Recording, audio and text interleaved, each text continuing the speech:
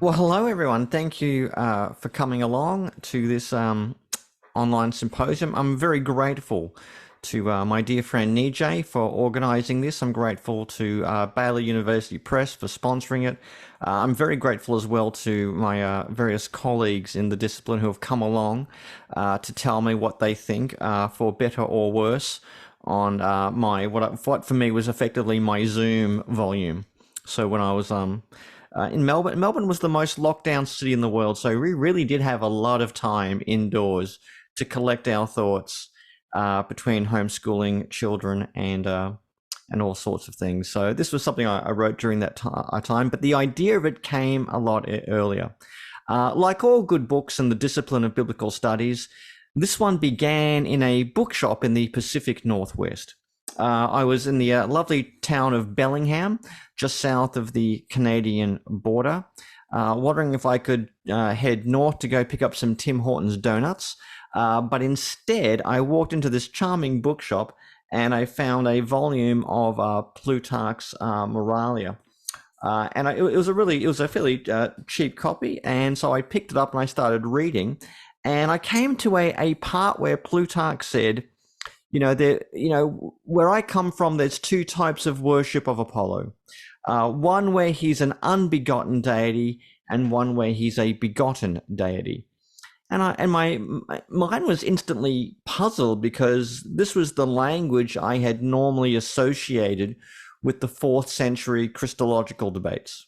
That Jesus is the eternally begotten Son and the Father is unbegotten.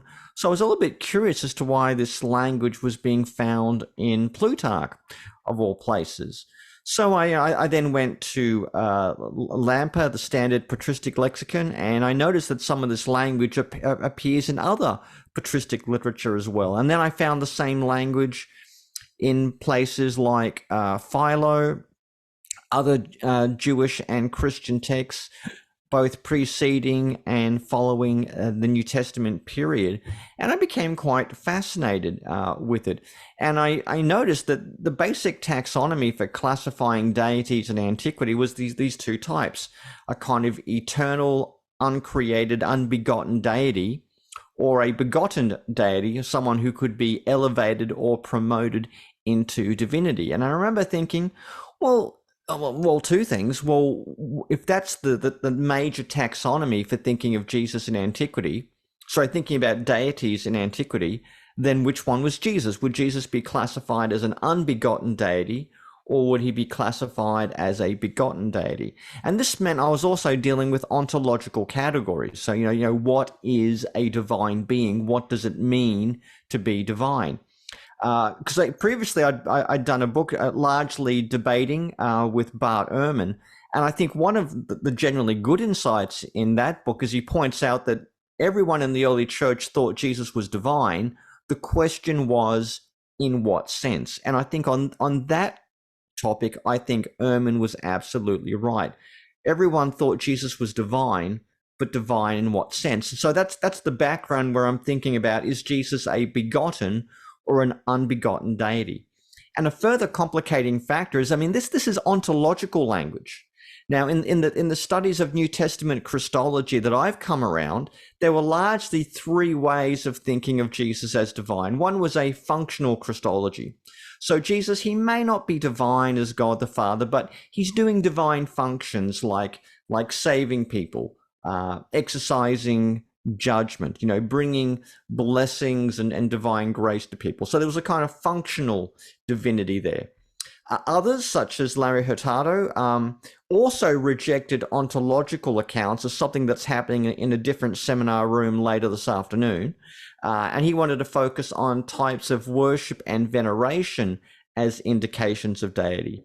And then you get Richard Bauckham, who also makes it very clear he wants to move away from discussions of ontology and being and focus on something instead on divine identity.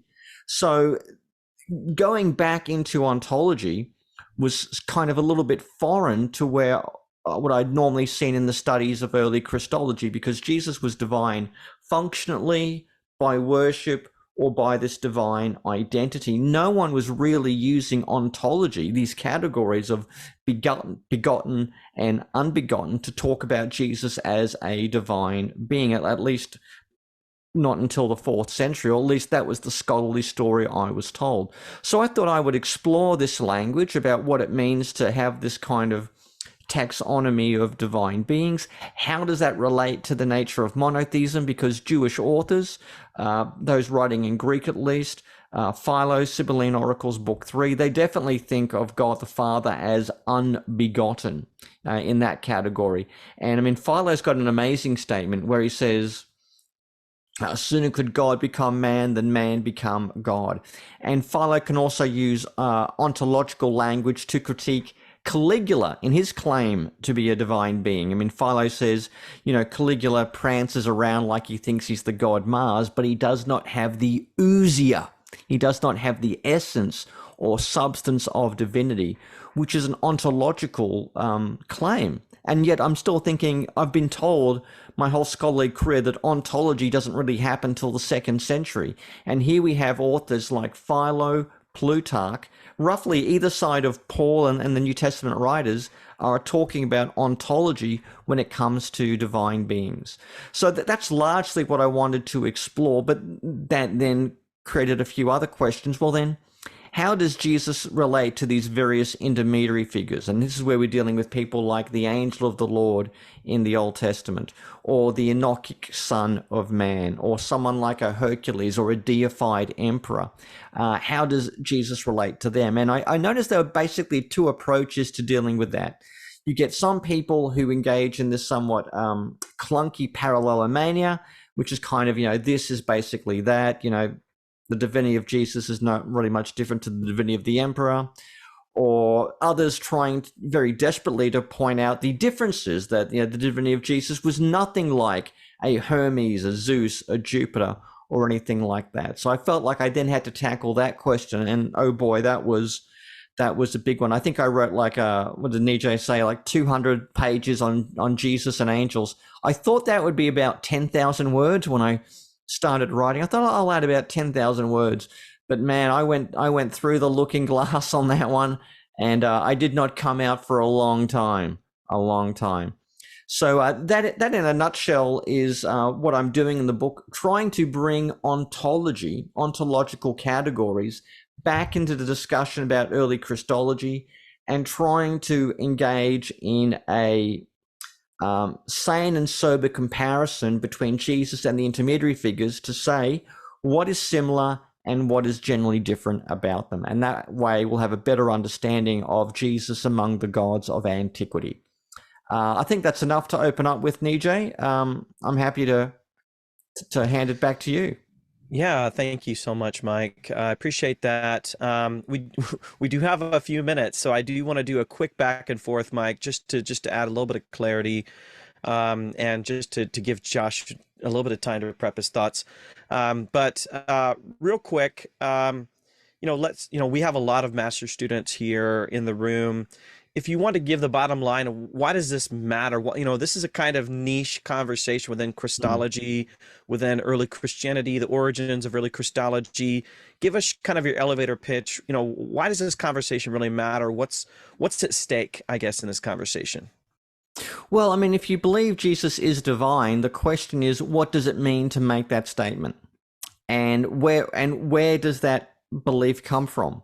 Is the belief in Jesus' divinity something that evolved over a period of time? Did he start out as a rabbi and a prophet, and eventually when you get to the Gospel of John, only then they think he's divine? I mean, that was there was a lot of scholarship that was invested in that kind of narrative, and I reject it. And even Bart Ehrman rejects that narrative. The other thing, it comes down to the method of how we understand, because Jesus is a divine being. He's worshipped, praised, prayed to as a divine being. But in the ancient context, what would it mean to say that? And the other thing is we've got to deal with stuff ranging from the kind of, people who have read the Divinity Code, who think it's all a big conspiracy that Jesus was made divine in the 4th century by the Emperor Constantine. So I think that they're the 3 areas I would talk about. Theologically, we want to be articulate in what we think we're saying when we say Jesus is divine. Methodology, it helps us to study Christology in the context of the ancient world. And then you've also got these various phenomena in culture. When you've got like a cross between, Dawkins' deep state and Vatican conspiracies over how the church told the story of its own faith and origins. So that's why I think the discussion that we're having here will be relevant to a wider audience. That's great. I want to give our reviewers, respondents, plenty of time to give their feedback, reflections, criticisms. So I'm going to pass it over to Dr. Josh Jipp from TEDS. Out of my graciousness, I'm giving you 13 minutes here to give your response. As I've already mentioned to the reviewers, please try to contextualize your comments because most of us haven't read the book, but we'll try to follow along as best we can. So I pass it on to you, Dr. Jipp. All right. Thank you, Nijay. Let's see. All right, I'm going to start the timer because Nijay's told us so many different times. I think he's actually like pretty excited to cut one of us off. I better start it right now. So I'm going to start this timer to avoid letting Nijay have the joy of that. All right. Well, Mike and I have been friends, honestly, for about half my life. So I hate to have to begin on such a critical note today. There are, of course, always going to be things that scholars disagree with one another about, but I think it's rare that one finds an attempt by an author to intentionally deceive their readers. So there's this one sentence in Mike's Jesus Among the Gods that I think suggests the entire project might be deceptive, maybe a practical joke on its readers. It's on page 408, right towards the end of the book, and I read over this sentence multiple times. First full paragraph, Mike says this: anyone who knows me knows that I am naturally reluctant to be needlessly provocative. One more time. Anyone who knows me knows that I am naturally reluctant to be needlessly provocative. And I think anyone that knows Mike might find this statement to be a bit incredulous and maybe wonder if they can even trust the rest of the book. But in all seriousness, despite Mike's, certain type of personality, the book is actually vintage Bird in its attempt to join together what many scholars have separated. Jesus Among the Gods asks one maiden question: how is Jesus divine? As you heard Mike say. And in answering this question, the book then emphasizes a both-and approach to early Christology. I think of this as one of Bird's strengths, or at least one of the ways that he operates often in terms of his scholarship, namely synthesizing approaches and views, which others have either seen as contradictory or mutually exclusive. You heard him already speak a little bit to that. So let me give 3 examples of this both-and approach that Bird operates with as he tries to answer the question, how is Jesus divine? And then I'll ask a couple of questions at the end. First, Bird is writing in the vein of something called the History of Religion School. So specifically, he's asking this larger historical question that has occupied New Testament scholars for at least a couple of centuries. How did Jesus become identified as God or as divine? What are the analogs or the precedents that can help us give a historical explanation for this belief in Jesus as divine? So many who have written on this have tended to emphasize one pole: either Septuagint, Second Temple Jewish text, or Greco-Roman, Hellenistic texts. And this is a really long discussion that we don't have the time to get into here. But the point to note here is that Bird wants to emphasize both Second Temple Judaism as well as Greco-Roman religious philosophical discourse. It's a both and. I think it's interesting, however, as Bird will go on to especially towards the end of the book, though, to say that I'm going to basically say, I think Bird gives primacy of place to Judaism. In other words, he says things like early Christology has been resourced from within Jewish tradition, but he also says it seems as if it's been intentionally constructed to resonate with Greek, Roman, Hellenistic traditions. But that's the first both and. The second both and. Bird notes that there are 2 different ways of conceptualizing deities in antiquity, as he noted. There's the absolute or the ontological. Right? So there's the unique God, the unbegotten God or gods. The God creates, and there's usually in this way of talking a strong creator-creature distinction. And then the second type, the second sort of divinity discourse, is the relative or the functional, or the, as he calls it, the urgetic, which basically means something like benefaction. These gods demonstrate their divinity through acts of power, like a Hercules. They receive divine honors because they give superior benefactions, like kings and generals and emperors. And Bird says that to understand New Testament Christology, we have to pay attention to both aspects of divinity, both ontology and function, both the absolute as well as the relative. The third both and. Jesus, Bird argues, is both like Mediterranean deities and intermediaries, in other words, Greco-Roman gods, as well as angels, exalted patriarchs. And Jesus is, Bird emphasizes, a lot like the God of Israel. In his words, I'm quoting here on page 5, Jesus generally resembles a Mediterranean deity, a Greek hero, or a Roman divus. But more specifically, he's a close analog to the God of Israel, and this God's mode of activity in creation on behalf of his people Israel. I hope that this helps give a little bit of orientation to both Bird's primary question, and then at least a little bit of an appetizer in terms of how he goes about answering the question, or what are some of the driving forces or ways that he thinks about how to answer the question. But for the rest of the time, I want to focus on two questions the book raised for me.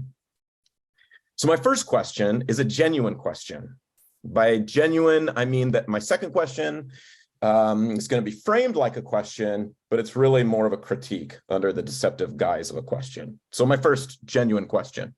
I thought this was an interesting point that Mike made in answering the question, how is Jesus divine?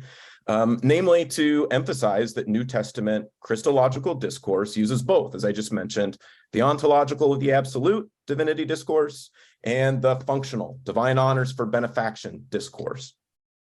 It was helpful, Mike, hearing some of your comments about, even the personal narrative about reading Plutarch, where it talks about these, if I understood you right, Plutarch saying two different ways in which he understands Apollo to have been worshipped. But I was wondering, when compared with other ancient Mediterranean deities, do you find an emphasis on this both and divine discourses to be prevalent when other ancient Mediterranean deities are talking about? Let me try to state that again one more time. You argue that the New Testament early Christological discourse uses both ontology and functional.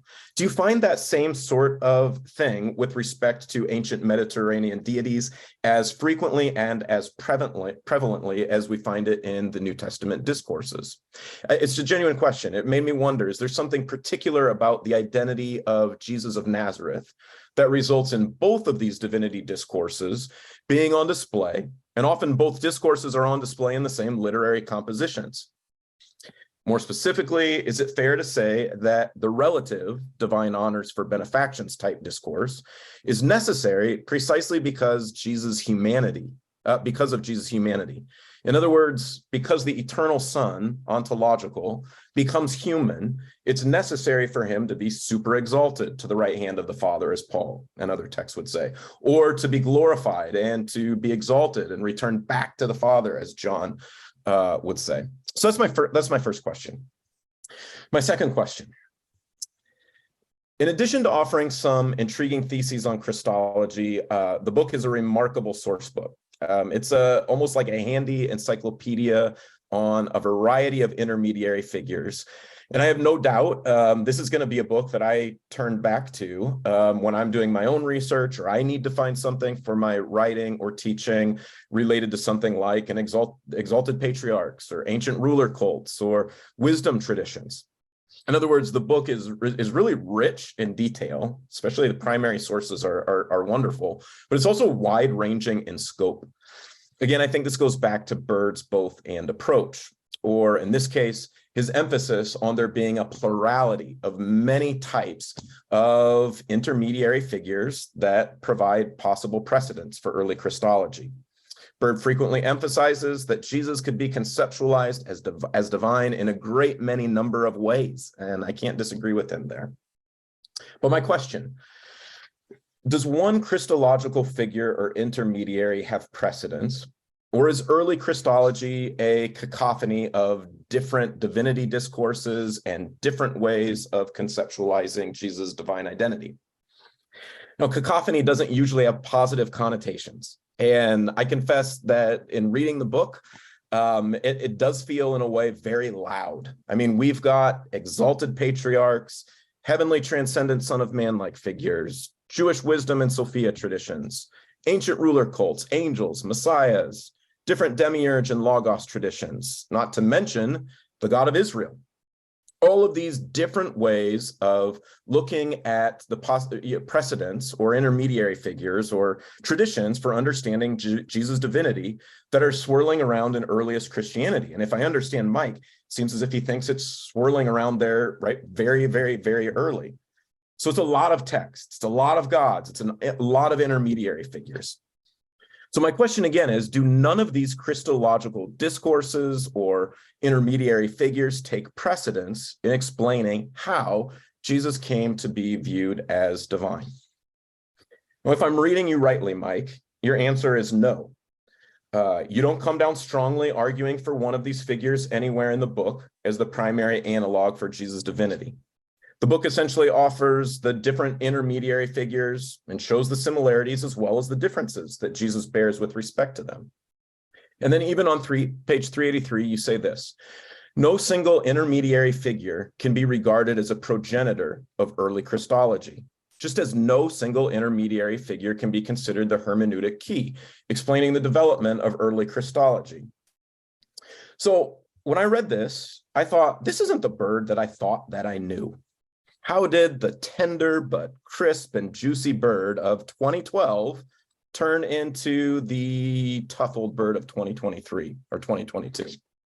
What happened to the Mike Bird who wrote the following in his 2012 Jesus is the Christ? The Mike of 2012 wrote, "It is the contention of this study that the messianic identity of Jesus is the earliest and most basic claim of early Christology. It is precisely the testimony to Jesus as the Messiah that is arguably the most defining Christological affirmation of the canonical Gospels. Not as much emphasis on the plurality here."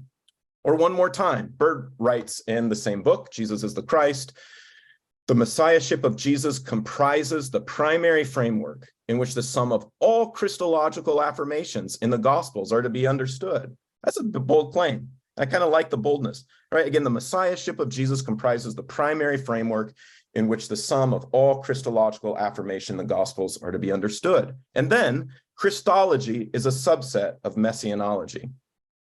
So as I said, on this matter, I think I find the bird of 2012 tastier than the bird of 2023. Now, I don't have time. I have 1 minute and 20 seconds according to my clock, but I don't have time to explain why I find the bird of 2012 more convincing on this question in much detail. But some of it has to do with the testimony of Israel's scriptures, which clearly give to us a depiction of God electing a messianic king to share in God's own rule, activity, and divine glory. A Messiah who shares in God's own kingship, shares in God's rule, receives divine honors, is enthroned at God's right hand, shares in God's royal glory, receives the honorifics of God's anointed, Lord, Son of God, and firstborn Son. Bird knows all this, obviously. Some of it has to do with the likelihood that the earliest Christian confession was not Jesus is the Logos, but Jesus is the Christ, and Jesus is the Lord. Some of it has to do with the way in which I think the overwhelming significance of texts that are engaged in the New Testament, texts like Psalm 2, 1689, 110, 2 Samuel 7, go on, are read in messianic ways. And some of it has to do with the frequency of Paul and others calling Jesus Christos, not as much Logos or Son of Man or an exalted patriarch or an eschatological high priest, just an overwhelming amount of occurrences of Christos. This isn't to deny the plurality of ways of talking about Jesus, but it is to ask, is there no hermeneutical key? Is there no one of these figures that has precedence, or do we simply work with a plurality when we're talking about the origins of the question? But my time's out, so I'll leave my question to Mike for the discussion. Thank you very much.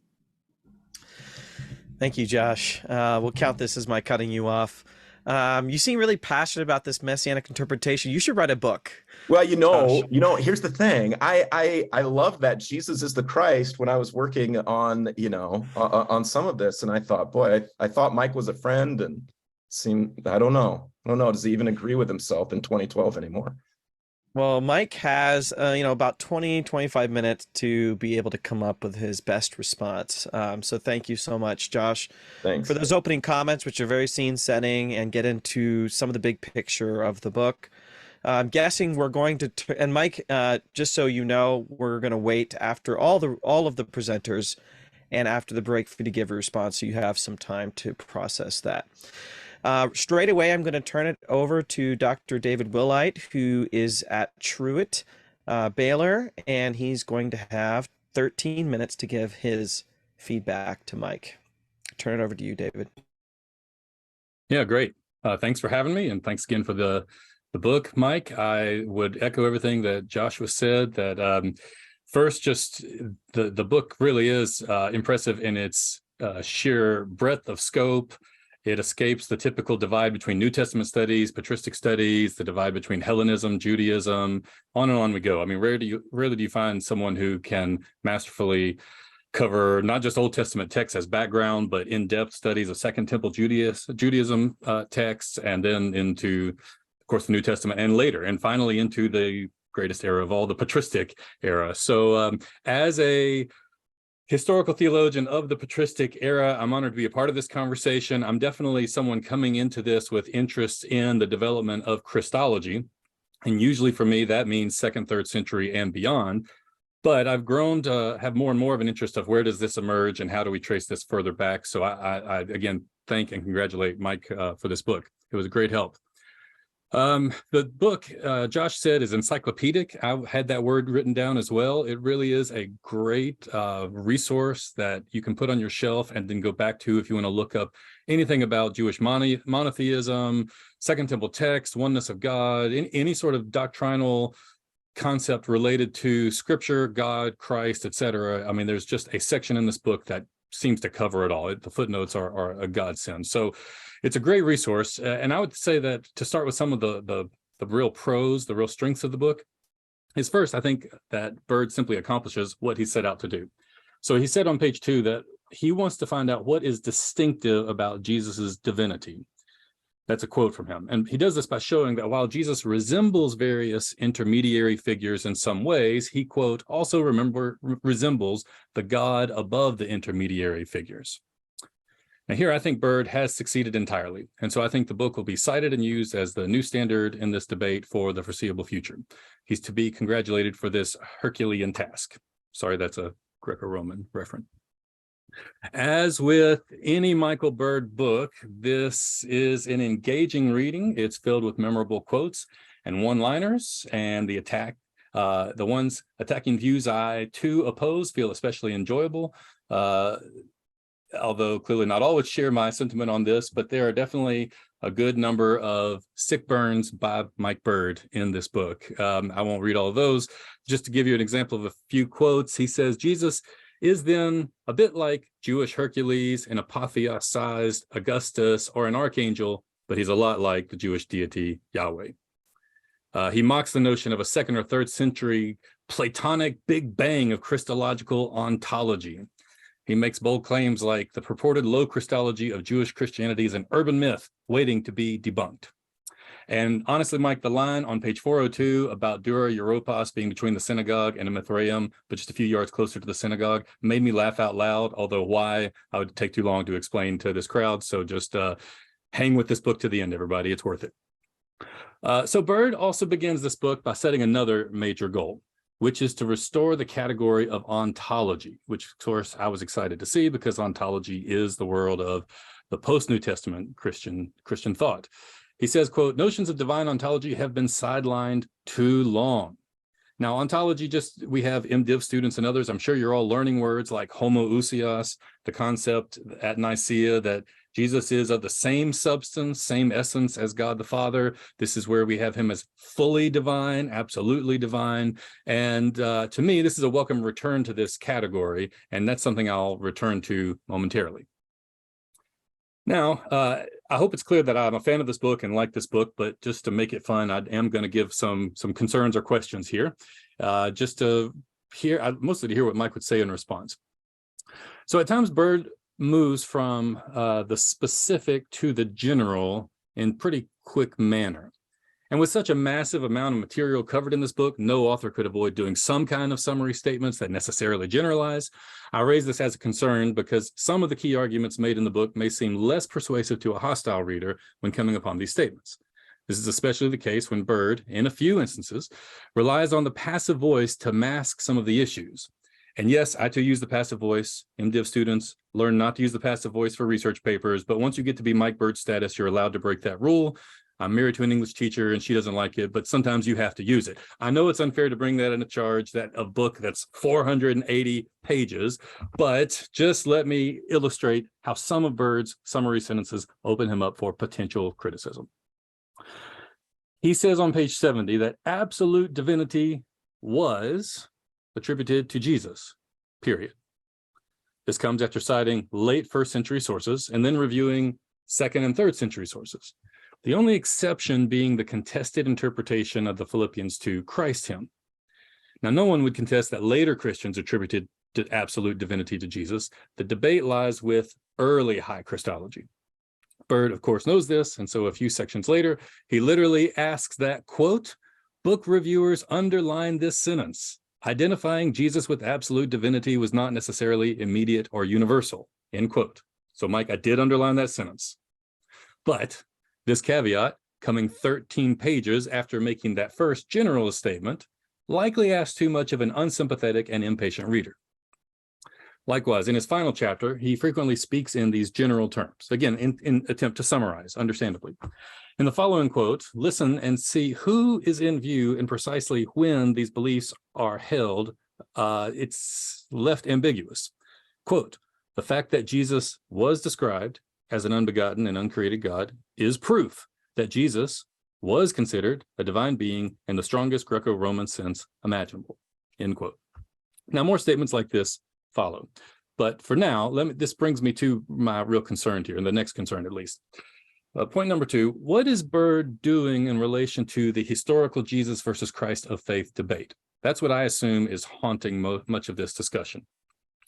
For example, Bird concludes part 1, quote, thus, the dichotomy between the New Testament's supposedly functional Christology and the quote-unquote Platonic ontological Christology of the patristic period is, if not patently false, in serious need of recalibration. I agree, but he has not acknowledged, I don't think, the evidence gap from the historical Jesus to the Christ of faith. Later in the book, Bird thinks that instead of worshiping Jesus as an angel, quote, Jesus was worshipped alongside and in unity with Israel's God, end quote. This is because, quote, worship of the risen Jesus was part of the Easter experience of the disciples, end quote. Now here, Bird cites Matthew 28 and Luke 23, which are texts written, 50 years after the event, and offer material often thought of as Christ of faith material by historians. He next lists the evidence for devotional practices, including devotional practices for Jesus. But apart from Jesus being, quote, mentioned and quote unquote venerated in hymns and praises alongside God, the only evidence for, quote, doxologies to Jesus alone, end quote, come from the late first century and beyond. The only evidence Bird offers for our early high Christology is from Paul, which is not problematic in and of itself, but that brings me to a third and related concern. Point 3. Much of Bird's argument relies heavily on his interpretation of Philippians 2.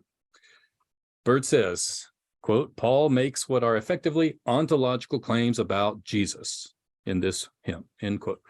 I would agree, but many New Testament scholars do not. Following this claim, Bird continues to offer further evidence about Jesus's ontological status for the next 10 pages. But all the sources are from the late first century and beyond. No attempt to trace the historical Jesus prior to Paul.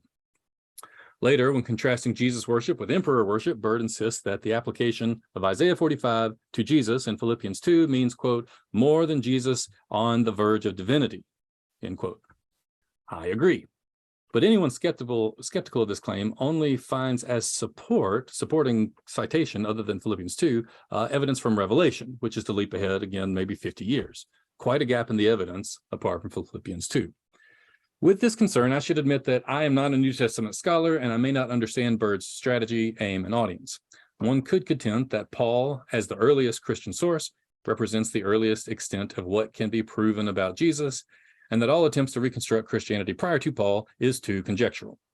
Some historians, however, do think that one can triangulate the synoptics Q source, Paul, and whatever else can be known from the diversity of early Christian sources in order to differentiate information about the historical Jesus from the later high Christology of faith.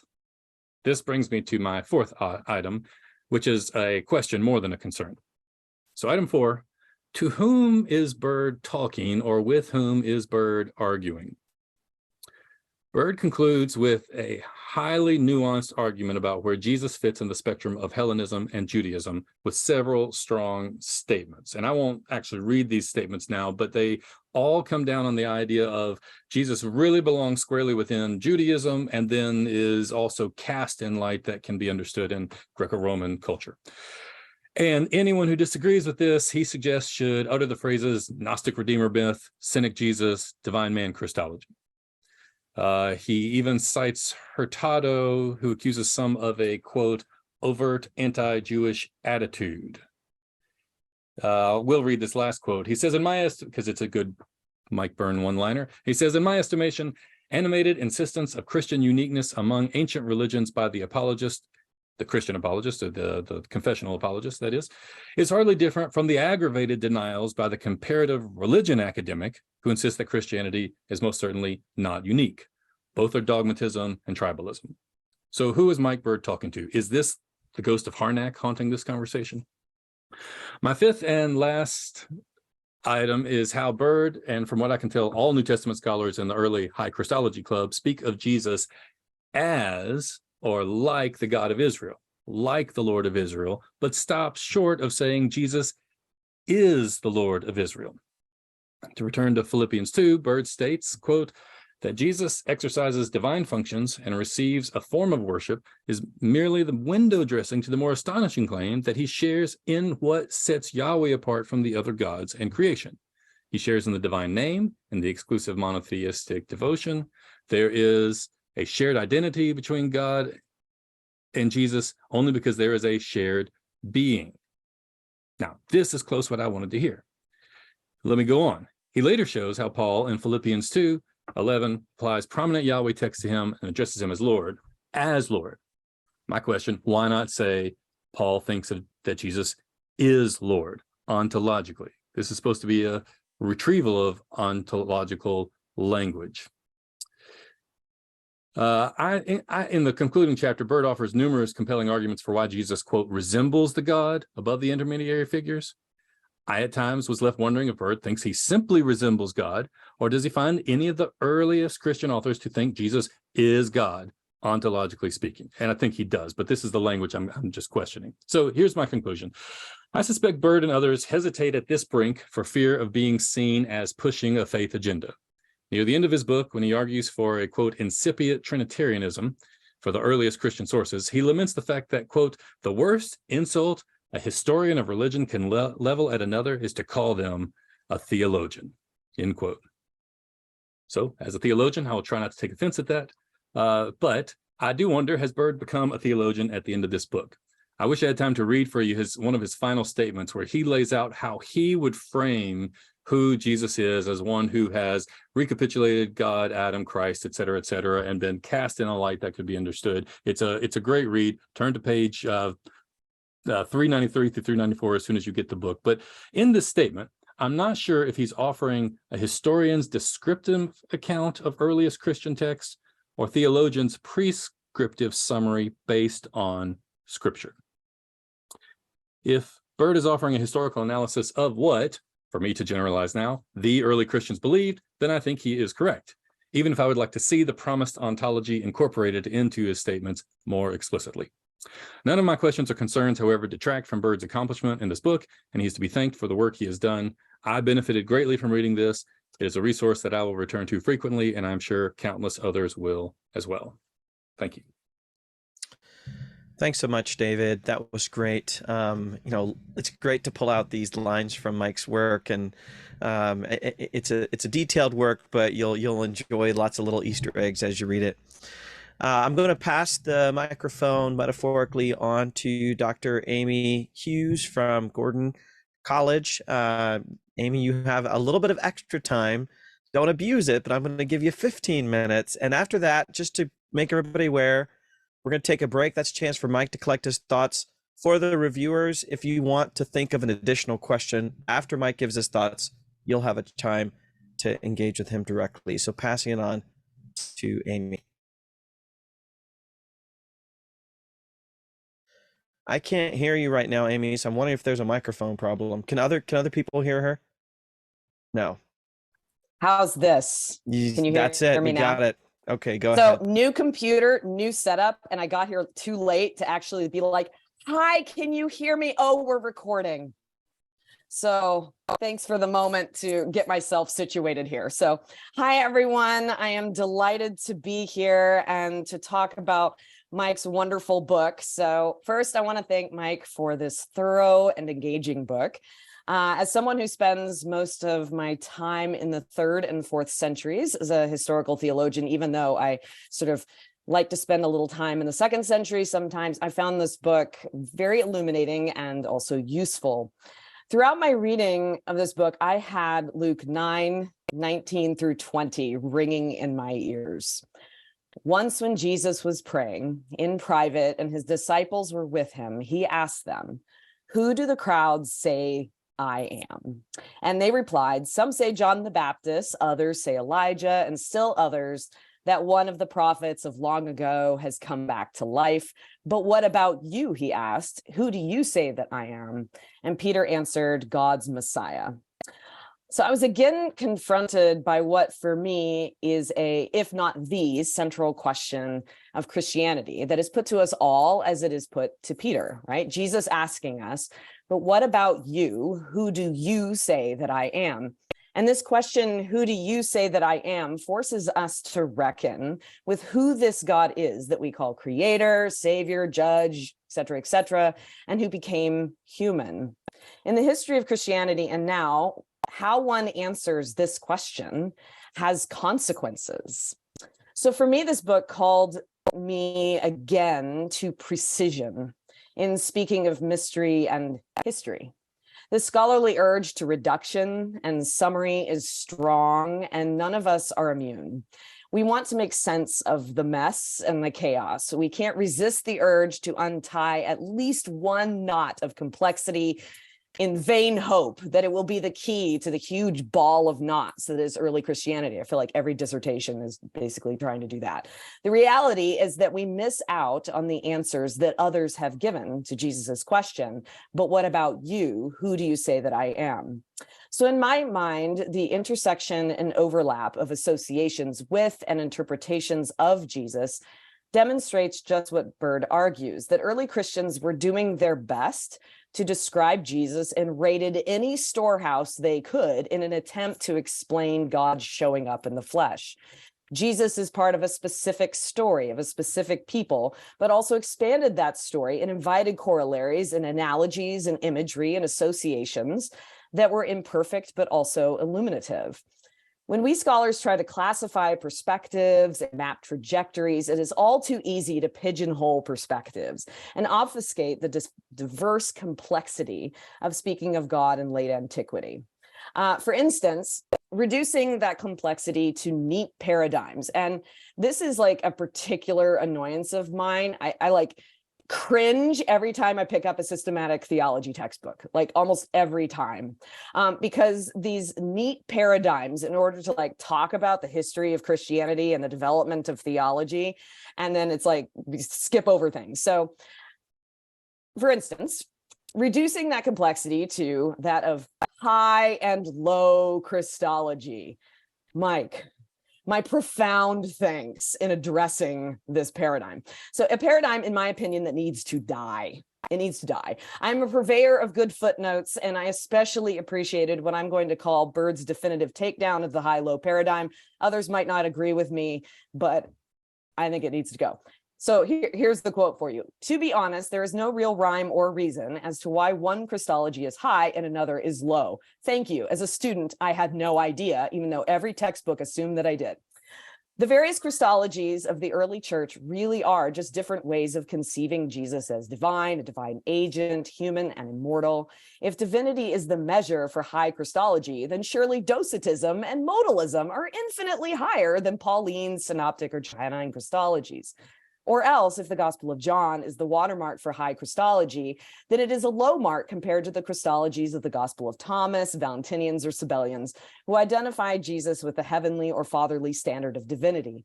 Also, the assumption that Christology evolved from low to high is likewise fallacious.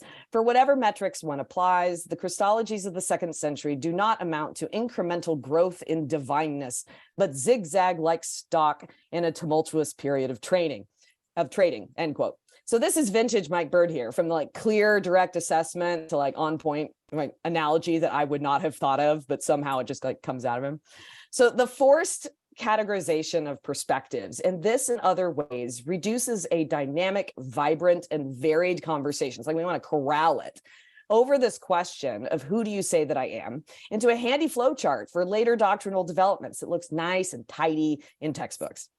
So I'm reminded too of David Bentley Hart's caution that he says, in our weakest moments, we prefer synopsis to precision.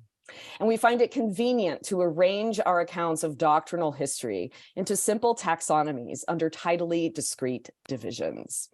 And early Christology suffers from our preference for synopsis. In this case, to serve a page limit in a textbook, or just because it's too messy, or because we think the real Christology happened later.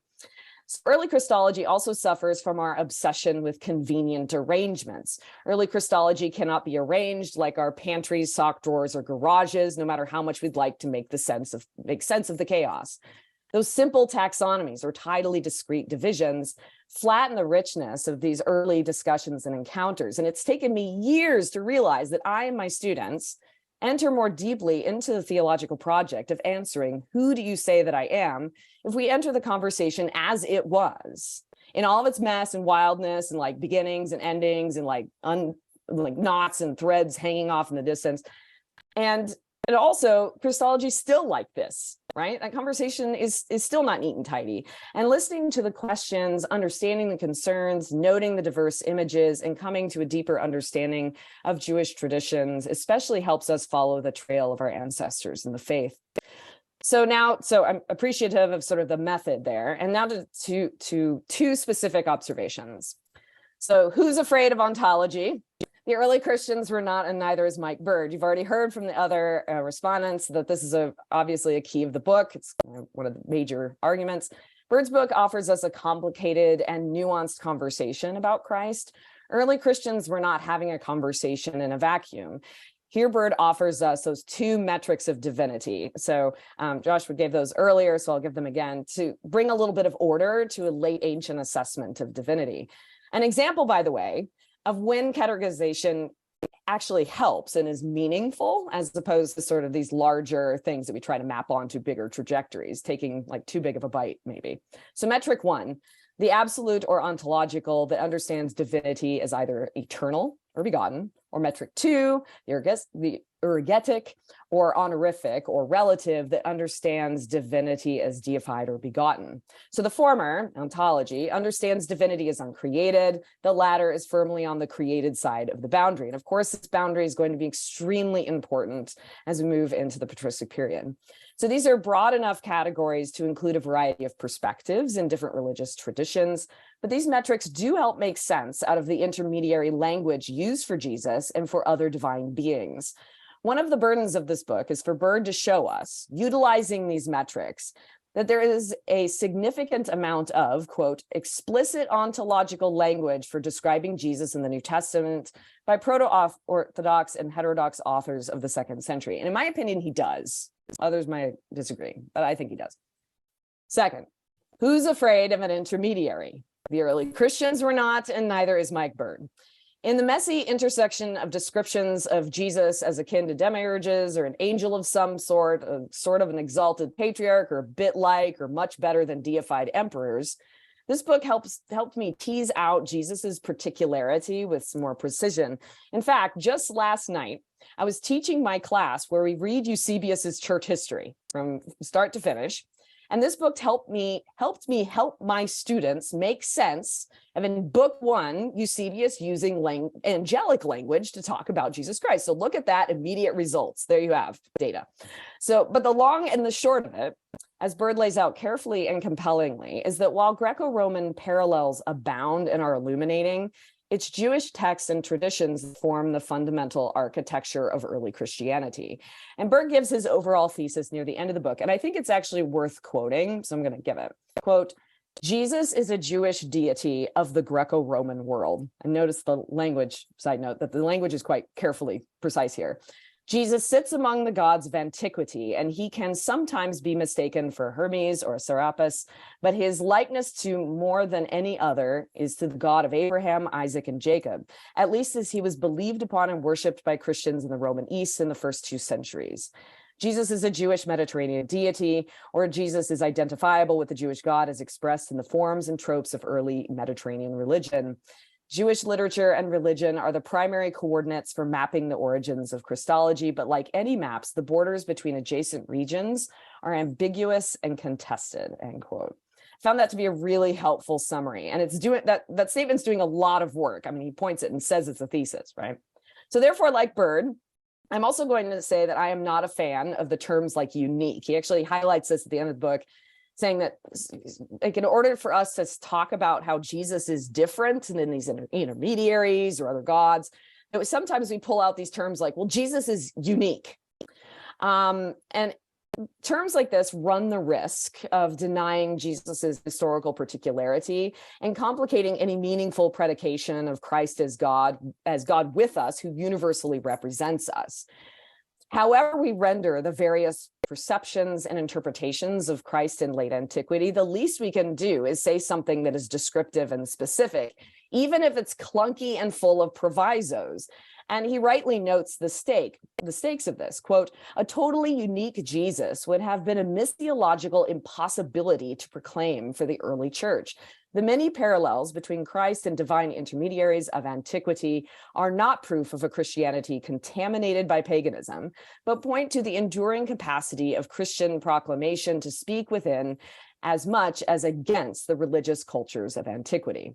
So spoiler alert, this quote is on the second to last page, but to me, this is it. The word became flesh and dwelt among us. If our constructions of divinity and ontology reveal an unexamined assumption that God is somehow allergic to us because we're created, that God cannot be us, cannot be among us, that perhaps, Jesus, with the ascension, just couldn't wait to get out of his human suit like it was a bad pair of Spanx because gross, right?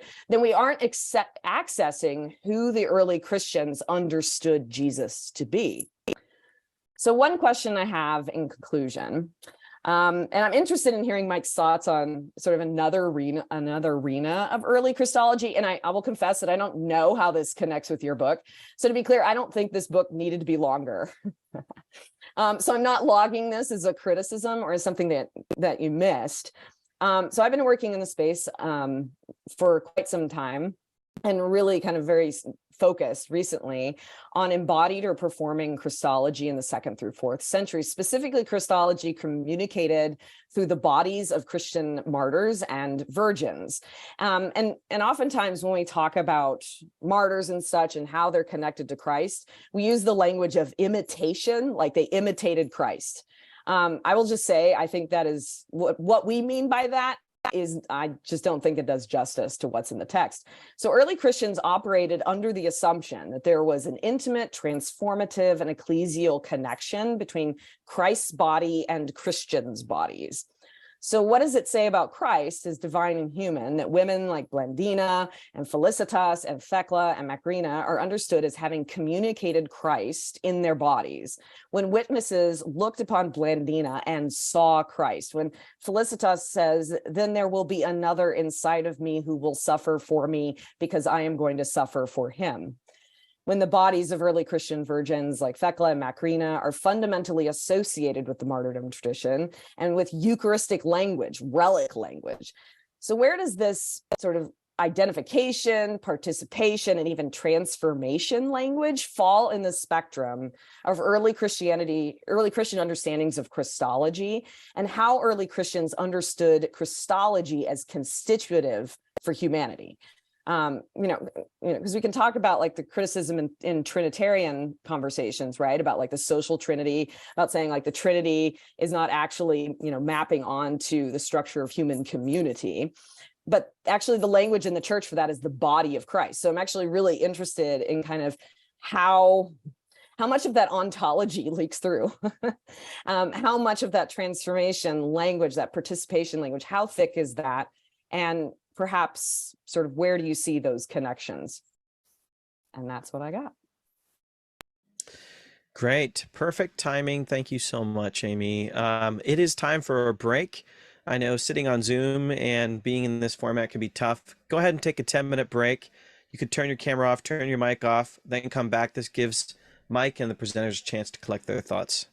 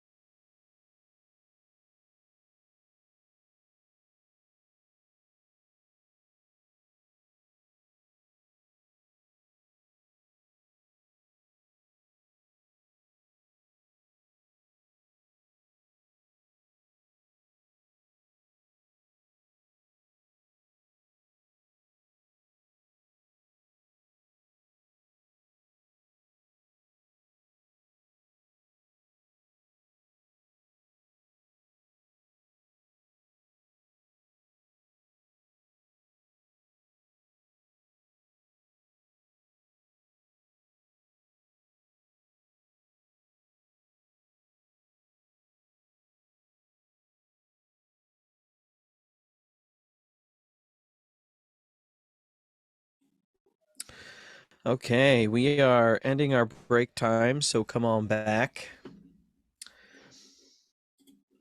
It is time now to pass the mic back to Mike. You have, Mike, about 15 minutes to respond and give some appreciation to our presenters. And if it keeps going a little bit longer, that's fine. I will invite the presenters to continue to engage in the discussion after that. But let's say you have about 15 minutes now. Good. Excellent. Thank you very much, Nijay. Well, let me say thank you to Josh, David, and Amy. I'll use you by your first names to be polite. I hope that's okay. I should also acknowledge David Caves here. David here. The book is dedicated to David. For those who don't know, David is a wonderful friend and Christian scholar, and who's made his own great contributions to Christology. And it's an honor to have you here, David. And I'm deeply glad I could dedicate the book to both your friendship and your scholarship. Well, let me begin off with my good friend Josh. I've known Josh since he was 19. And Josh, I'm going to give you the honorary title, Patenamakos, which, if you can think of your Greek, means bird fighter. So that'll be your honorary subject. And I think Josh captures the main thing I'm up to. I want to break down the dichotomy between is Christology Jewish or Greco-Roman? I think it's both. It's part of the Judaism of the Greco-Roman world. I mean, the proof of that is, the text that seems to be the most important for early Christology is Psalm 110. And yet that taps into the wider phenomena of ruler cults and the concept of being a throne sharer with the deity, which you can find in the ancient Near East and the Greco-Roman world. And that shows the sort of, it's Jewish, but it's Jewishness that participates in wider discourse about divinity. Again, the absolute eugetic or the relative points of divinity, I'm trying to press that there are both. So you get something like the Gospel of John or Hebrews. I think it's very clearly absolute divinity. I'm a little bit perplexed about maybe the synoptics. They could go either way depending how you look at it, but I think you could still maintain that there is a tacit absolutification of Jesus' divinity there as well. And how Jesus both resembles Mediterranean deities, but also Yahweh, the God of Israel. John then asks the question, does this sort of dichotomy or this taxonomy of is Jesus begotten or unbegotten, does that become presented to us because of the humanity of Jesus? And I think that is definitely the case. I think that is definitely what the presenting issue. Because if God is meant to be immutable, if God is meant to be impassible, how does that become human? And this is why Philo says, sooner could God become man than a man become God. In Philo's theology, you can have neither incarnation nor deification, at least not deification in an absolute sense, because God is immutable and impassible.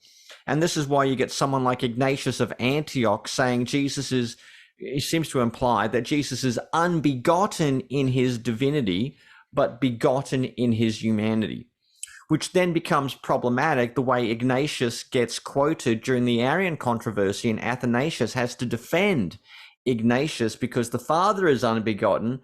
And how do you make Jesus? And the formula they come up is eternally begotten, with the eternal being the divinity and the begotten being the humanity. So I think that is right. It's the humanity of Jesus is creating the issue. If you're saying he's absolute, but God his being has had a becoming. So I think that's right where it comes from. On the sort of cacophony of Christologies, I think you do get a cacophony with Christology, certainly by the 2nd century. And the example I give to students is if you go to Rome in the year 150, you will have 3 views of the birth of Jesus. You will find Justin Martyr, who is saying he was born of a virgin. You'll have Marcion, who said he wasn't born at all. He just kind of beamed down a la Star Trek fashion. And then Valentinus, who said he kind of passed through Mary's body like water through a pipe, but he didn't take anything on of her icky humanity when he became born. So you get 3 different views of Jesus in Rome in the mid-2nd century. so that there is a cacophony. And what I think the early church was doing was trying to find a coherent melody based on their experience of Christ in worship, prayer, based on the scriptures that they had before them, and based on their own language and developing their own lexicon. So it was a quest for unity and coherence.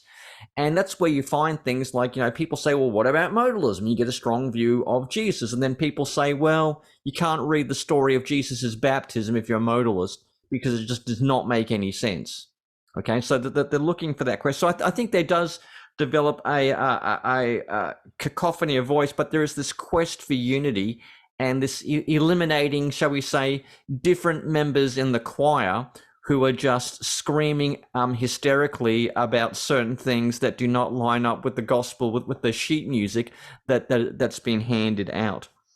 And then Josh points out the difference between 2012 Michael Bird and 2022 Michael Bird. And here I'll have to say, Josh, that 2012 Michael Bird and 2022 Michael Bird, they are not homoousios, they are homoousios. They and one and the same.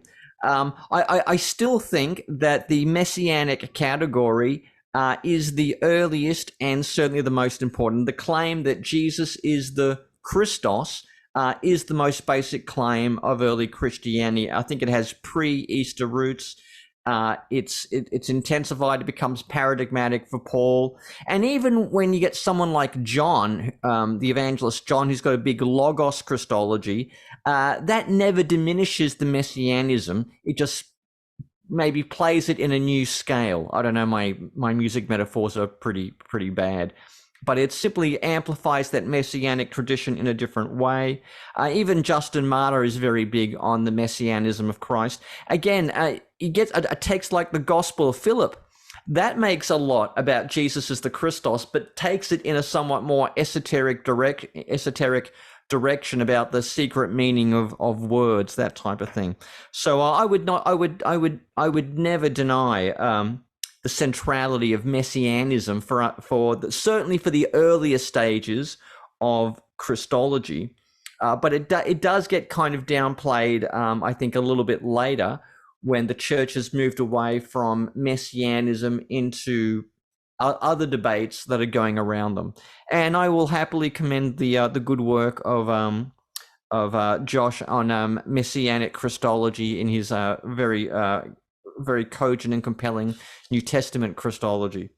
So thank you very much, Josh, for pressing me on that. But I think you are right that there is a bit of a cacophony because I think people are trying to figure out who Jesus is, and they're just seizing after different images, languages, and trying to bring it together. And it's really a quest for coherence. Next, that brings me to Dave. Dave, again, thank you very much. I think you've perfectly understood what I'm doing.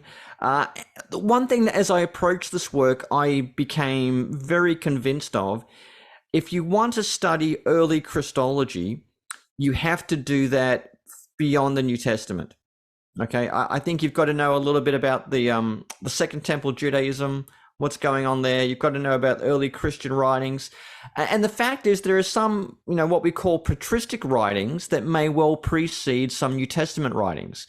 I mean, there's a very good chance that writings like 1 Clement, the Didache, and some other writings may very well be earlier than parts of the New Testament, which goes to show that I think you've got to study early Christian literature as a whole, as it were. And I certainly think that early Christology, I like to think perhaps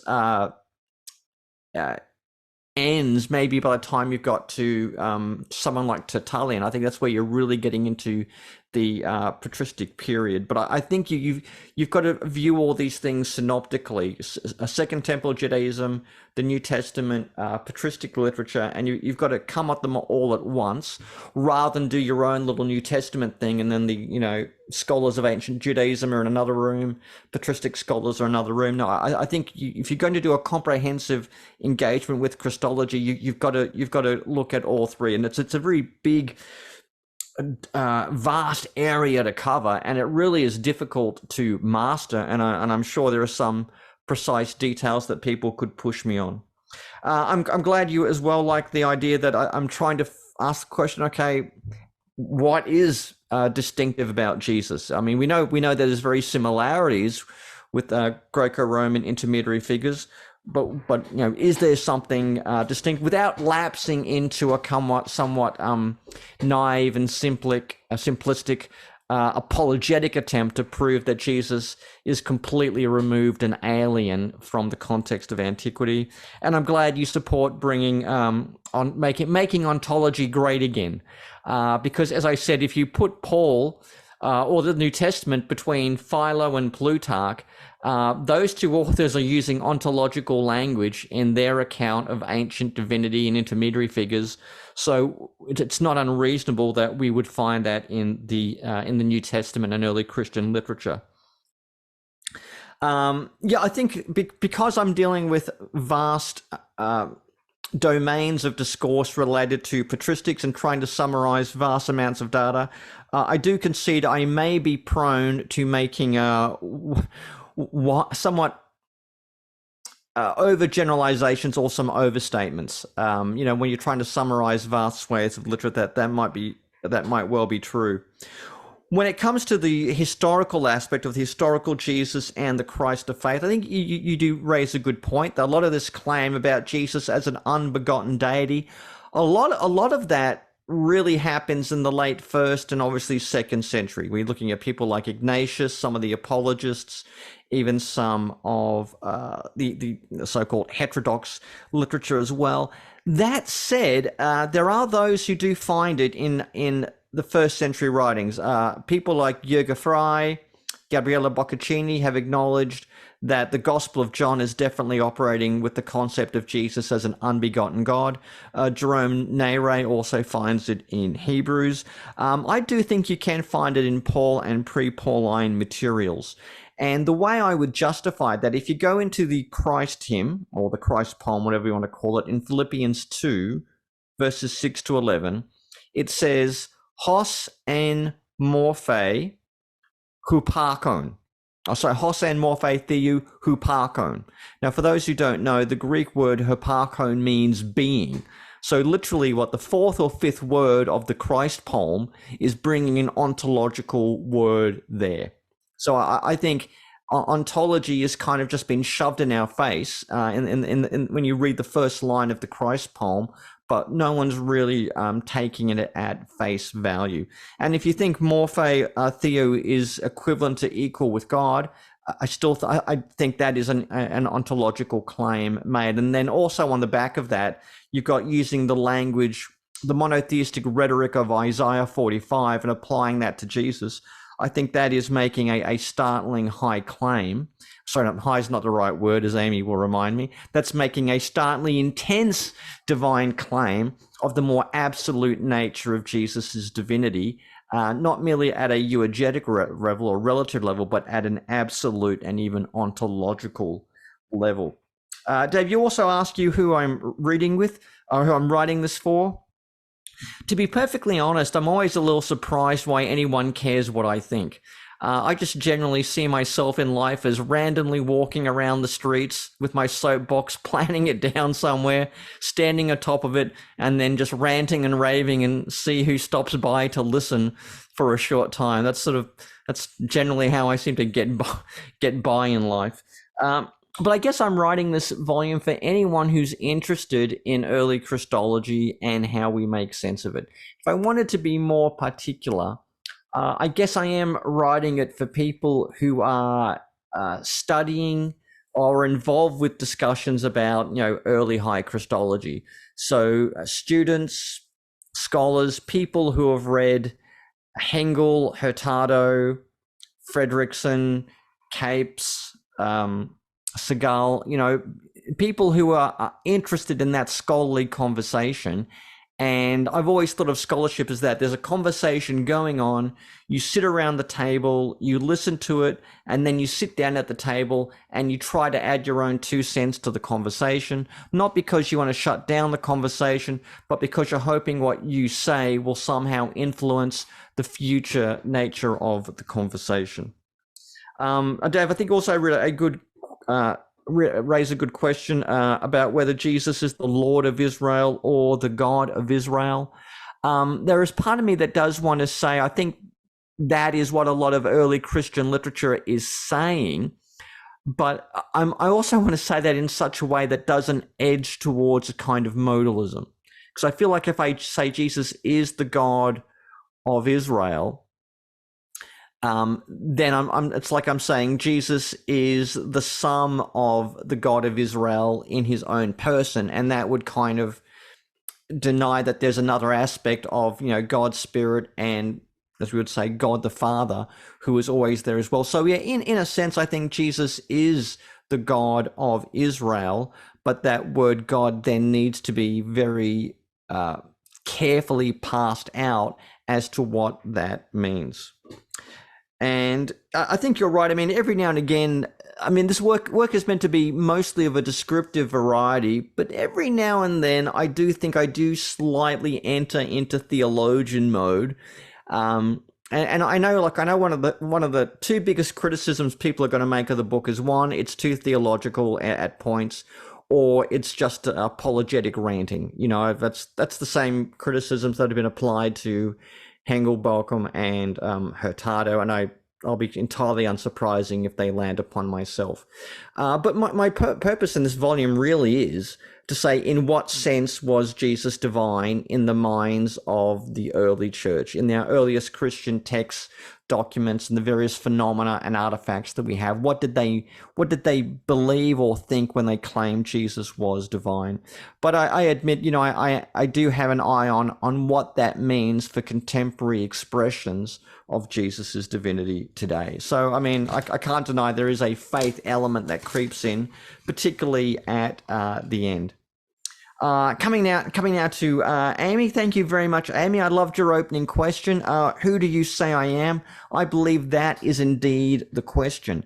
Now that question's important to me because it reminds me of my last day of high school.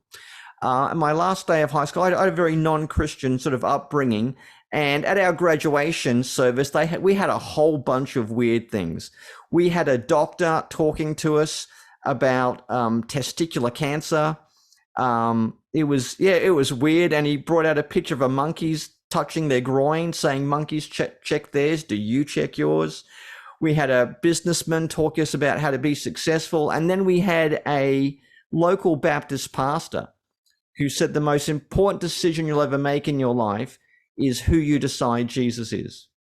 Now, at the time I just kind of rolled my eyes, but the question stuck with me for years, and I guess the question is still with me. Who do I think Jesus is? And I guess my life is immersed, as for many of you, it is in this mixture of mystery and history, trying to figure out who Jesus was, who Jesus is, and who Jesus yet will be. And I think the language of raiding the various storehouses, I think that's what I'm trying to do. I'm trying to cast the net far and wide, bring all the materials together and make sense of it, and how we can best understand how the church, people of antiquity, understood who Jesus was. And yeah, exactly. I'm trying to break down the low-high Christology divide. I'm trying to question, deconstruct several of the paradigms or several of the dichotomies we have in the study of early Christology. And I think some people will like that, some people won't, and even the people who like it may well like it for different reasons. When it comes to ontology and intermediary figures, you're right. I'm trying to do a bit of a comparison between them and Jesus, but also with the God of Israel. And I like the question you finished up. This is obviously not my main area of expertise, the embodied Christology of the martyrologies, but you'll be glad to know, Amy, just last night I was reading the Martyrdom of Polycarp. It's a document I really do love and appreciate. And there's the conclusion to it is I thought was particularly striking and very insightful, because it ends up by saying, this death, this martyrdom, this persecution of Polycarp. I mean, that happens because we worship Jesus, but we venerate the story of those who imitated him. Okay. And I thought that's a very interesting way that the people who wrote the martyrologies, they did see a type of Christology and even a type of veneration that was transferable to what they have for the Son of God, and then what is applied to the various martyrs. And it's like, yeah, we worship Christ, but we venerate those who imitated Christ. So now, what does that mean in terms of a Christology that's embodied? And this is my gut feel. I'll just tell you that this is not my area of expertise. My good friend Scott Harrower, he's done a lot more in martyrologies and hagiography and the like. But for me, I see the martyrs as both a paradigm of Christ in their way of life, but there is a participation. I mean, in Paul in Colossians can say things that are very jarring, like, in my flesh I fill up what is lacking in the sufferings of the Messiah. I mean, and that's an extraordinary thing to say. Now, I think several of you here have written Colossians commentaries. I think, Nijay, you've done a Colossians commentary. Well, you can give us your take on that later. But Paul seems to be saying something like that there's this messianic trauma in the world, and Christ suffered up a lot of it, but there's still even more. And Paul says, I'm absorbing more than my own share, and even taking a little bit for you people over there in Colossae or Asia. And that is something I think we can easily find in the stories of martyrdom, that Christology is not just something believed, it is something that is both imitated and participated in. So I like to think maybe paradigm and participation is how I think that kind of Christology is worked out in practice. I hope that sums up the various feedback from the panelists and gives a meaningful response to what you've all said. I truly appreciate your thoughts, but both the criticisms and the affirmations. It's given me much to think about, and gives me relieves some of my anxiety that people have actually understood what I've said, and to some degree or other actually agree with it as well. So thank you very much. I'll hand back to Nijay.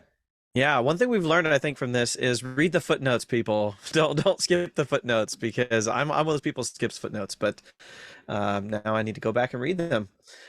We have a little bit of time. I want to start out with Josh, David, and Amy. If you have another question or rebuttal or comeback, we have some time for you to do that. You don't have to, but if you do, now would be the time. If not, we can open it up to other folks here. So I'm looking at our reviewers. Do you want to chime in? Yeah, David, I guess I'll jump back in real quick just to say thanks for your response, Mike. Very gracious. I'm a little sad I didn't get a cool nickname like Joshua with the bird fighter, but maybe one of these days I'll earn that. But to say that Jesus is God risks claiming modalism, I think that is what most New Testament scholars are kind of pausing at. I just want to encourage you to fear not, right? The earliest Christians read Jesus as the God of Israel, and they definitely, I mean, except for the rare cases, they weren't modalists. So I think for them, just the now whether or not you can push that back to the New Testament is your business, but Ignatius, Justin Martyr, everyone is going to read all the theophanies of the Old Testament as the Logos, as the pre-incarnate Jesus. And so I don't think that the earliest Christians, and if I were to hazard a guess in the New Testament, the Gospel of John doesn't have any qualms with just saying Jesus is God. The Word was with God, the Word was God, and Jesus is the God who before Abraham was, I am, right? And so I think even Mark's depictions, and I know I'm would not be the majority of Markan scholars on this, but Mark's depiction of Jesus walking on water looks like Yahweh treading on the seas. He claims to be ego eimi at the end of that. If the earliest Christians thought that Jesus was the one who was, if the Son was always the one appearing to Israel, then Jesus is the God of Israel. And I'd love to see that taken on more boldly. Yeah, I think so. I see what you're saying. Yeah, look, I can say Jesus is the God of Israel, but I've got to provide a few extra notes because I can easily second guess what other scholars in this discipline are going to say. They're going to say, well, you flattened out the difference between identification and mere agency. Or in the case of walking on the water, people say, well, there's other divine beings who can walk on the water. There's other parallel. Like I do think, Mark 6 gives Jesus a theophanic quality, but I can point you to articles where they would say, no, he's not portrayed as, being Yahweh-like. He's simply being portrayed as one who is imbibed with the divine power. So, So some of my hesitations are because I know what the criticisms are going to be from my colleagues and peers if I make those somewhat naked affirmations. So I can affirm that, but I've got to give it a lot of footnotes to anticipate the criticisms. Josh, I saw you unmute, so you can add your thought. Yeah, thanks, Nijay.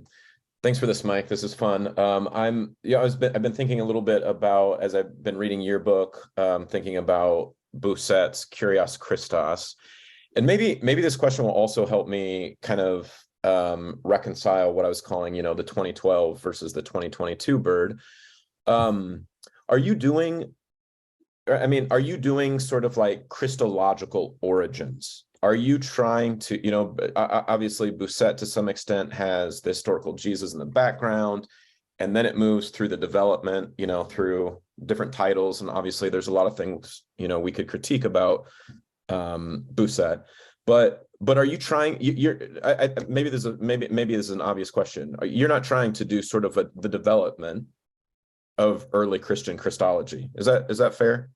Yeah, exactly. I'm not trying to do phase 1 was right. X, and then phase 2 was this, then phase 3. I'm not trying to do it in that sense. I'm basically looking at the vast array of sources around us, looking at the different ways in which Jesus was identified as a divine being and how that resonates with and departs from other ways of talking about deity in antiquity. Now, I do have my own idea of how I think the deity of Jesus sort of began, ranging from to Jesus's own claims about himself as one being co-enthroned with Yahweh, all the way through to the Council of Nicaea. I do have my own theories on what I think happened and took place, but I'm not providing a chronological account of what's going on. Mm-hmm. One thing or even if one, has any sort of primacy or any sense of, we can't put position dates, but how, how this might have actually began or started.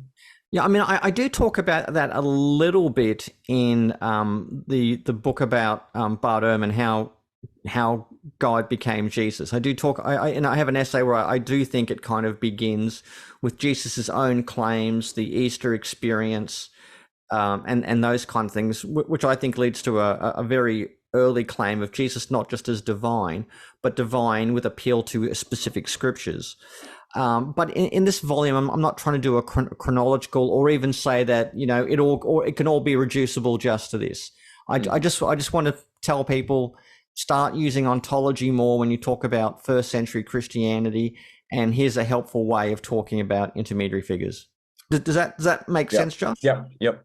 Thanks, Mike. Great. I'm seeing that Amy was shaking her head no to any further comments. Okay. I see some Christology nerds here that I do want to just open up the mic to. So specifically David Capes and Chris Skinner and Ben Blackwell. David, any comments? You were the dedicatee? I don't know. Yeah, I was pleased and surprised to find that when Mike did that. So Mike, thank you for that. It was great honor. I had written a blurb on the back of the book, I think it was somewhere in there, and then to find out that it was dedicated to me. So I'm really grateful for that. I think this is a remarkable book, and I think it's a very helpful book. I didn't say this to Mike, and I don't think I've said this. I've said it to a few friends that to me, one of the most important books about Christology that's been written in the past 30 years was Hurtado's book, Lord Jesus Christ, published in 2003. I see this sort of in that same category in terms of its importance, its significance, its scope, its breadth. And so I think it is a remarkable bit of work. I'm glad for COVID. I'm glad he was laid up for a while with COVID, or Melbourne was locked down with COVID for a while, because I don't know that it would have been possible otherwise. But I do find this, and I wrote down what Mike said earlier about making ontology great again. So I'm going to make a bunch of hats. I have as a founding member of the early High Christology Club. You can see that here, my mug here. I'm going to make a bunch of hats making ontology great again, and then we'll be able to pass them around and have them available for everybody. But MAGA, I could wear a hat like that. Making ontology great again. I could do that. You just need to be careful where you wear them, because people may just see the red hat and assume. Well, I need to work on color, Mike. I'm not sure. Maybe a blue hat. Maybe a blue hat would be the better. Well, hat. I'm Anglican, and so I think imperial purple is the standard color for us. Okay, we'll go with imperial purple then. Yeah. But it is remarkable, and I really appreciate the discussion, and I think it's very helpful. One of the things I want to add just very quickly is that I think that the charge for a long time in Christology circles was that you're mixing ontological and functional categories. And so and I remember Ferdinand Hahn says, well, this is functional, but it's not quite ontological, or it's functional, but not quite ontic. I think he used that adjective. So I do think that what you're doing here is dredging some new space for us all to be able to say with integrity that, yeah, we can talk about ontology again, and we don't necessarily have to just put everything underneath this functional category. Jesus functioning like God, Jesus functioning like Yahweh, that kind of thing. Yeah. But that was the charge made for a number of years against people like myself and others who are writing these books, making these cases. No, you're mixing function and ontology, and we really shouldn't go there. That's anachronistic. Let the 4th century be the 4th century, but don't try to push that back into the first. So yeah, and that's exactly what I'm responding against, David. Like even Larry Hurtado, now of a blessed memory, he was very reticent to use ontology language. Baucham's divine identity, he explicitly says, is an alternative to ontology. So he says, we're not going to talk about, what is a God. We're going to talk about who is a God. Whereas I don't think the sources have those allergies. I mean, the who is God cannot be associated from what God is and how God, lives, moves, and acts towards us. So, I'm that's exactly where I'm trying to open up a new vista in the scholarship in this area. That's why I think this is going to be an important book for a long time to come, because it helps carve that space out for us all. Thank you, Mike. David's really selling the book here. So I just want to mention Baylor's offering a 20% discount. You can go to my social media or Mike's to get the discount code, but thanks for that pitch, David. I'm going to dedicate every book to David because he's going to go out and sell the thing. All right. I'm looking at Ben Blackwell here because I don't think the word theosis came up enough at all, actually. But Ben, do you have any comments? He said deification, so I guess that counts, right? But I do. So I want to skip the 4th century and go to the 5th century. If you're talking about Christology, and ontology, you have to think about the hypostatic union, right? And so it seems to me and so I'm curious then if we reintroduce this, where does this leave us in this intersection of divinity and humanity? And the second kind of question, and I'll ask this in behalf of Chris Kugler as a follow-up, but like whose ontology are you talking about? Is it Middle Platonism? Is it, who Stoic ontology? I mean, because once you introduce that term, it doesn't exist in the ether. I always have some purchase or background there, but yeah, okay. Thanks, Ben. Good to see you, by the way, man. yeah. Yeah. What does this mean for the unity of Christ's person? That's a good question. I don't know. I'm still pretty happy to kick around with Chalcedon until they come up with a better option. To be honest, yeah. I mean, the 5th century is going a little bit beyond my pay grade. I think I'll defer to you, both you and Amy and Dave on that one. On terms of different ontologies, yeah, you're right. The impression I get is that the New Testament, certainly in the late 1st and the early 2nd century, I definitely see Middle Platonism as the major force. And as I was preparing this book, I was thinking, man, I need to read more on Middle Platonism. I need to start reading some philosophers like Plotinus and a whole bunch of others. So that's the intuition I had, was the real influence of Middle Platonism. But even that wasn't utterly hegemonic. I mean, there is Stoicism. You've also got a few other Oriental influences. You've also just got what's going on in general, cults in the family home and in the city that also have their own specific ideas of the gods that they're worshipping. So yeah, I mean, I'm certainly open to any discussion about Middle Platonism and the different ontologies that different philosophers had about the gods and religion. And I'll throw in one last thing. I think the whole functional ontological is just a post-nominalist. Like we're inventing things that nobody in the ancient world would have thought to separate, right? I mean, you can't have Exactly. any function without a reality there that and so it betrays, I think. So in some sense, like when we talk about the anachronism of reading Nicaea back into the New Testament, we're starting with a much later anachronism of nominalism that then has set up these categories or distinctions in the first place. And so I mean, that's exactly right. Who told you can have function without ontology? I mean, sooner or later you're going to use the verb is, and as soon as you use the verb is, you're using ontology. So I've never understood this kind of this sort of ontology free zone. Don't tell anybody who's, with their perspectives on the Eucharist that, though. That could be a whole nother thing. Yeah, that discussion's happening in another room. I was just thinking the old Clinton, it depends upon what you mean. The word is, right?